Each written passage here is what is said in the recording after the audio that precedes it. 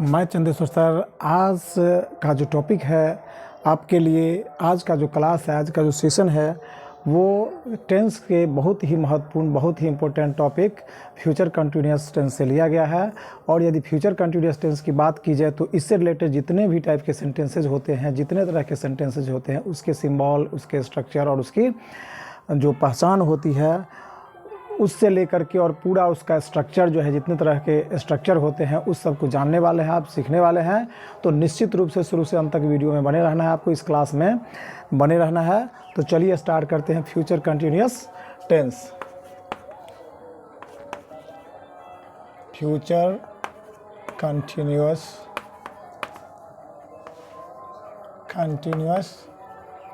Tense, इसी का दूसरा नाम है फ्यूचर इम्परफेक्ट। इसी का दूसरा नाम क्या है? Future imperfect.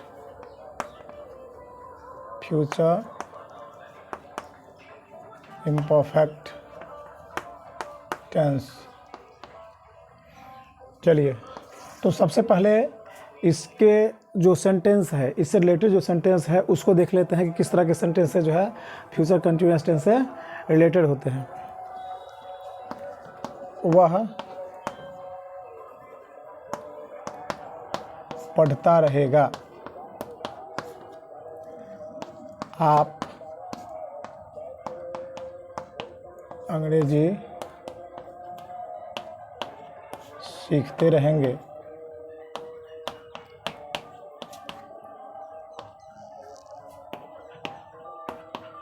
इत्यादि इस तरह के सेंटेंस से जो है फ्यूचर कंटिन्यूअस टेंस से रिलेटेड होते हैं।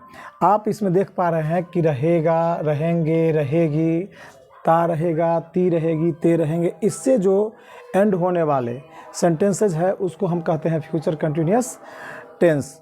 ठीक है, अब हम बात कर लेते हैं कि फ्यूचर कंटिन्यूअस टेंस जो है वो किस तरह के एक्शन वर्ड है, किस तरह के जो है इवेंट उसमें जो है आते हैं, किस तरह के एक्शन वर्ड उसमें यूज होते हैं। तो चलिए सबसे पहले एक छोटे से डेफिनेशन के तौर पे भी उसको हम देख लेते हैं कि किस तरह के जो है वर्ब जो है इसमें यूज होते हैं, वर्ब का जो है कौन सा फॉर्म, किस तरह के फॉर्म जो है फ्यूचर कंटिन्यूअस टेंस को डिनोट्स करता है। तो चलिए इसके छोटे से डेफिनेशन को लेते हैं।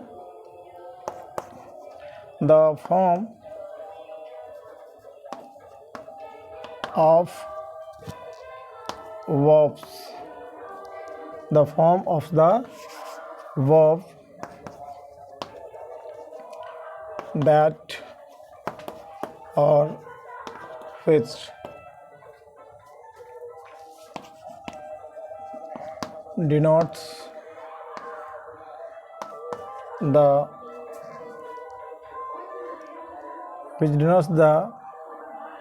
action, event or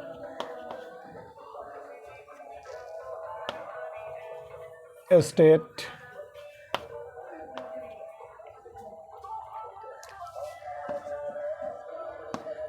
continuing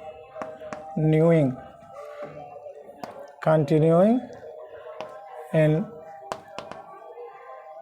future time।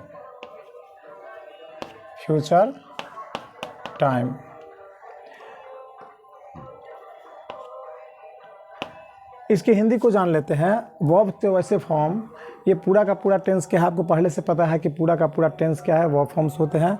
तो वैसे वर्ब फॉर्म्स जो ये बताए कि कोई भी एक्शन, कोई भी इवेंट, कोई भी काम जो है आने वाले समय में यानी फ्यूचर टाइम में कंटिन्यूअसली हो रहा है, लेकिन उसका क्या है, टाइम पीरियड एक निश्चित है, पर्टिकुलर टाइम है। और ऐसे सेंटेंस जो है पीरियड ऑफ टाइम या पॉइंट ऑफ टाइम को नहीं कैरी करता है। तो चलिए देखते हैं सबसे पहले किस तरह के सेंटेंस, इसके जो सिंबल होते हैं, इसके जो आइडेंटिटी होती है, इसके जो पहचान होते हैं, वो हम कैसे पहचानेंगे कि ये सेंटेंस फ्यूचर कंटिन्यूअस टेंस से रिलेटेड है और फिर उसका ट्रांसलेशन बनाएंगे। तो सबसे पहले हम इसके आइडेंटिटी की, सिंबल की और पहचान की बात कर लेते हैं। तो चलिए देखते हैं। आइडेंटिटी, जिसको हम सिंबल भी कह सकते हैं, और हिंदी की बात कर लें तो इसको पहचान कह सकते हैं। ठीक है, इसके पहचान की बात कर लें, इसके सिंबल की बात कर लें तो हिंदी वाक्यों के अंत रहेगा, ता रहेगा, ती रहेगी, ते रहेंगे इत्यादि से होगा, इत्यादि से होगा। उदाहरण की बात कर लें, एग्जाम्पल की बात कर लें तो देखते हैं। आप अंग्रेजी सीखते रहेंगे, सीखते रहेंगे। मैं अंग्रेजी सिखाता रहूँगा, सिखाता रहूँगा इत्यादि। आप देख पा रहे हैं कि जो इस तरह के सेंटेंसेज है, जैसे सेंटेंस के जो एंडिंग है ता रहेगा, ते रहेंगे, ती रहेगी, ता रहूँगा, इस तरह से जो एंडिंग हो किसी भी सेंटेंस की, तो वह सेंटेंस जो है फ्यूचर कंटिन्यूअस टेंस से रिलेटेड होगा। और यदि हम इसमें टाइम की बात कर लें तो टाइम इसमें पीरियड ऑफ टाइम और पॉइंट ऑफ टाइम का यूज़ नहीं होता है। और पॉइंट ऑफ टाइम और पीरियड ऑफ टाइम यदि आप समझ ले तो इससे पहले आपने पास्ट परफेक्ट कंटिन्यूअस टेंस पढ़ा हुआ है, प्रेजेंट परफेक्ट कंटिन्यूअस टेंस पढ़ा हुआ है। तो उसमें क्या होता है कि जो है टाइम है उसमें पॉइंट ऑफ टाइम और पीरियड ऑफ टाइम का यूज़ हम करते आ रहे हैं। तो इस तरह के सेंटेंस में हम पॉइंट ऑफ टाइम अथवा पीरियड ऑफ टाइम का यूज़ हम नहीं कर सकते हैं, लगातार समय का प्रयोग इसमें नहीं होगा। ठीक है, कंटिन्यूअस टाइम होगा बट वो पर्टिकुलर टाइम के लिए होगा, पर्टिकुलर टाइम के लिए, ऐसा नहीं कि उसमें पॉइंट ऑफ टाइम और पीरियड ऑफ टाइम यूज़ होगा। चलिए अब हम देख लेते हैं कि इसका जो स्ट्रक्चर है, जो फर्स्ट स्ट्रक्चर है जो कि अफर्मेटिव सेंटेंस जो कि स्टेटमेंट से रिलेटेड है, वो अफर्मेटिव सेंटेंस का जो स्ट्रक्चर होता है वो किस तरह का होता है। असर्टिव सेंटेंस जिसको हम स्टेटमेंट्स कहते हैं वो 2 टाइप्स होते हैं, अफर्मेटिव और नेगेटिव। तो सबसे पहले हम अफर्मेटिव सेंटेंस के स्ट्रक्चर की बात कर लेते हैं। सब्जेक्ट प्लस शैल या विल प्लस बी हो जाएगा, फिर उसके बाद फिर मेन वर्ब का fourth form plus other word. अब शैल और विल का यूज़ आपको पहले से पता है कि फर्स्ट पर्सन के दोनों नंबर्स के साथ, जैसे कि आप बात कर ले आई और वी के साथ हम क्या यूज़ करते हैं, शैल का यूज़ करते आ रहे हैं।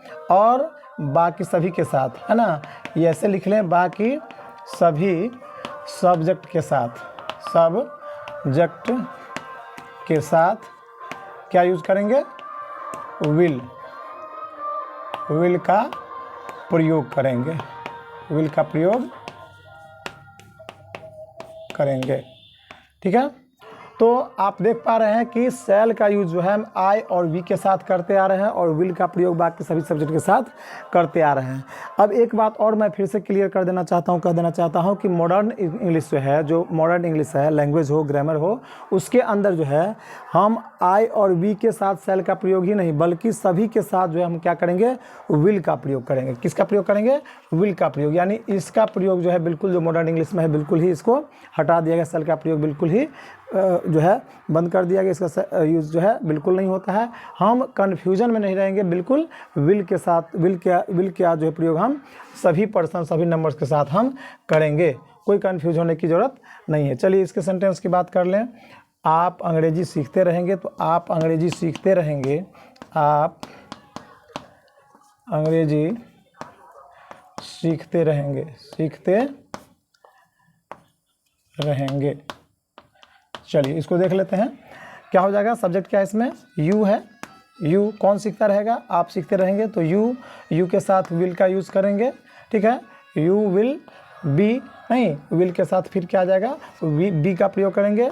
और सीखना क्या होता है, लर्न होता है, तो क्या हो जाएगा, लर्निंग हो जाएगा, learning English, you will be learning English. यदि इसके नेगेटिव दूसरे सेंटेंस की बात कर ले, दूसरे स्ट्रक्चर की बात कर ले, तो आप अंग्रेजी सीखते रहेंगे, तो क्या हो जाएगा, सब्जेक्ट प्लस शैल या विल हो जाएगा, उसके बाद तीसरा जो पोजीशन होता है, थर्ड पोजीशन होता है सेंटेंस में नेगेटिव वर्ड का होता है, उसके बाद फिर बी लग जाएगा, उसके बाद फिर वर्ब का fourth form plus other word हो जाएगा। ठीक है, तो you will not be learning English, इसका सेंटेंस क्या हो जाएगा, you will not be learning English.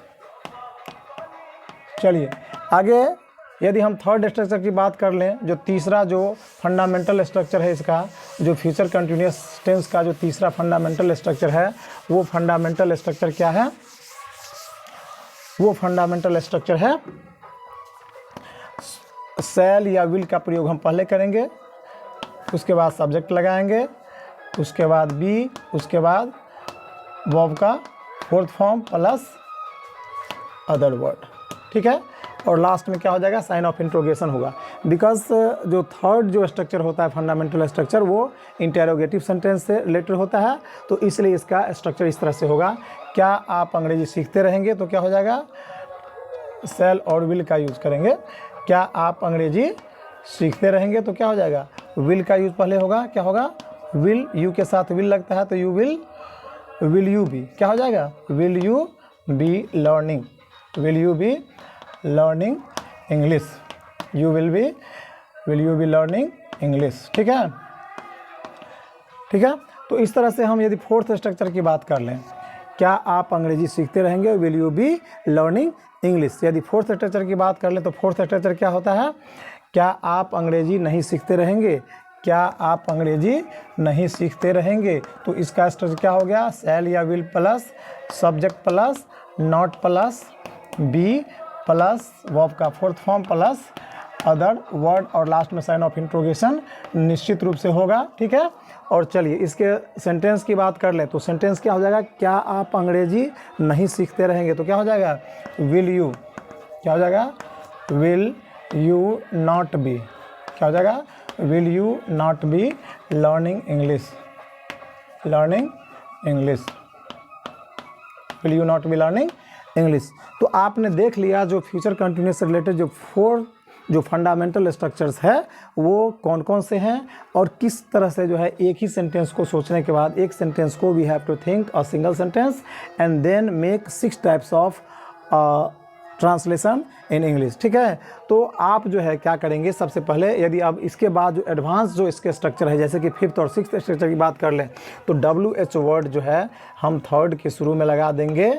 तो इस स्ट्रक्चर में WH वर्ड, जैसे WH वर्ड का मतलब हुआ फेयर, वाई, हाउ, नहीं, इस तरह के वर्ड यदि आप शुरू में लगा देते हैं और उसके बाद ये पूरा का पूरा स्ट्रक्चर लिख देते हैं, तो ये हो गया आपका फिफ्थ टाइप का स्ट्रक्चर।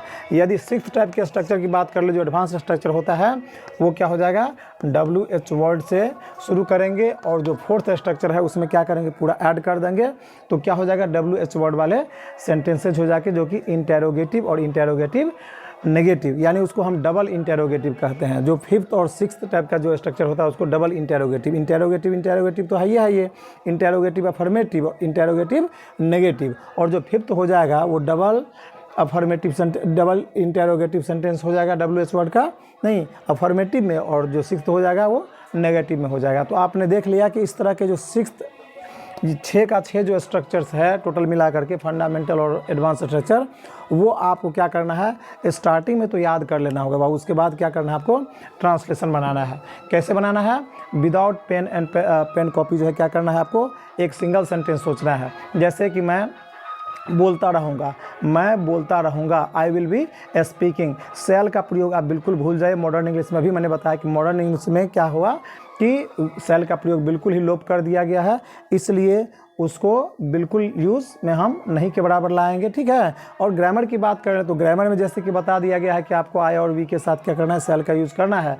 और यदि निश्चितता, सर्टेनिटी यदि हो, अनिवार्यता, कंपल्सन हो, नेसेसिटी हो, तो उसमें हम क्या करते हैं, शैल के जगह पे विल का प्रयोग करते हैं। लेकिन उसके लिए विकल्प भी आपको बताया गया है कि शैल और विल का जब हम प्रयोग करते हैं उसके प्रॉपरली सब्जेक्ट के साथ, तो उसमें हम क्या करते हैं, अवश्य लगा रहेगा, अनिवार्यता रहेगी तो श्योरली, सर्टेनली या तो फिर डेफिनेटली वर्ड का यूज़ करके भी हम सेंटेंस बना सकते हैं, जो कि आप इसके पहले क्लास में, जो प्रीवियस क्लास था, जो कि फ्यूचर इंडेफिनिट टेंस था, सिंपल फ्यूचर टेंस था, उसमें आपको कम्प्लीटली बताया गया था उसके बारे में। ठीक है, तो ये जो फ्यूचर कंटिन्यूअस टेंस है बिल्कुल ही ईजीएस्ट टॉपिक है पूरे टेंस का। जितने भी 12 टेंसेज हैं उसमें सबसे ईजीएस्ट टॉपिक है ये फ्यूचर कंटिन्यूअस टेंस। तो आई होप कि आपको ये पूरा का पूरा जो है अच्छे से समझ में आ गया होगा, और यदि आ गया है तो निश्चित रूप से एक लाइक कर दीजिए। ठीक है, और चलिए फिर इसके बाद मिलते हैं दूसरे क्लास में, नेक्स्ट क्लास में मिलते हैं।